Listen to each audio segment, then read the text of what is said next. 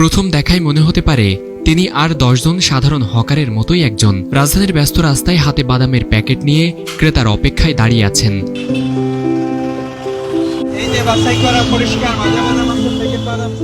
কিন্তু একটু কাছে গেলেই ধরা পড়ে এক অনন্য গল্প। যে মানুষটি আপনার কাছে বাদাম বিক্রি করছেন তিনি কোনোদিনই আপনাকে দেখতে পাননি।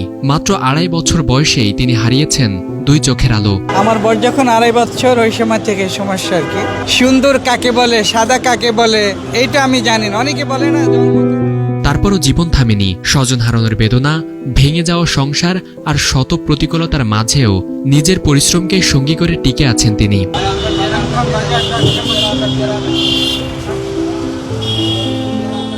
এজন্য অন্ধকারকে হার মানিয়ে বেঁচে থাকার এক নীরব গল্প। কোনোদিন বিক্রি হয়, কোনোদিন হয় না। সব চিন্তা একরকম যায় না। রিজিক আল্লাহ তাআলা যতটুক যেই দিন ফয়সালা করে। মাদারীপুরের মোহাম্মদ খোকন বয়স যখন মাত্র 2.5 বছর, তখনই নিভে যায় তার 2 চোখের আলো। পৃথিবীকে আর কোনোদিন চোখে দেখা হয়নি। কিন্তু জীবন তো থেমে থাকে না। তাই জীবিকার তাগিদে প্রায় 28 বছর আগে পাড়ি জমান ঢাকায়। ঢাকাতে আসছি আনুমানিক 28 বছর, একটু কম বেশি হতে পারে। শুরুটা ছিল সাধারণ হকারি দিয়ে। পরে প্রতিবেশী এক ভাইয়ের পরামর্শে মোহাম্মদপুরে চকলেট বিক্রি শুরু করেন। সময়ের সঙ্গে মানুষের চাহিদা বুঝে সেই ব্যবসা ছেড়ে শুরু করেন বাদাম বিক্রি। আমার পার্শ্ববর্তী আমার এক স্বাস্থ্য ভাই আছে। উনি বললো যে ভাই, আমি ঢাকাতে গিয়ে চকলেট বিক্রি করছিলাম, মোটামুটি মানুষ ভালো সহযোগিতা করে কেনে। পরবর্তীতে মাথায় চিন্তায় আসলো যে আমি চকলেট বিক্রি করব। পরবর্তীতে দেখলাম যে বাদাম বিক্রি হয় ভালো চকলেটের চাইতে, আর বাদামটা প্রায় মানুষে খায়। এই বাদামই এখন তার জীবনের সবচেয়ে বড় ভরসা। বাছাই করা পরিষ্কার ভাজা বাদাম আছে 10 টাকা প্যাকেট। 2 চোখে দেখতে না পারায় প্রতিটি দিনই তার কাছে এক নতুন পরীক্ষা। বাজার থেকে মাল আনা, রাস্তা পার হওয়া, ক্রেতাকে খুঁজে পাওয়া, সবকিছুই যেন এক একটি যুদ্ধ। একই এলাকায় ব্যবসা করা অন্য হকাররাই হয়ে উঠেছেন তার চোখ। কেউ পথ দেখিয়ে দেন, কেউ বাদাম গুছিয়ে দেন, আবার কেউ ক্রেতার কাছে ডেকে নিয়ে আসেন। প্রতিযোগিতার শহরে এই ছোট ছোট মানবিক হাতগুলোই খোকনের বেঁচে থাকার সাহস। এই অন্ধ লোকটা বাদাম বেছে, এই আতায় গাড়ি ধরে কটা গাড়ি পায়।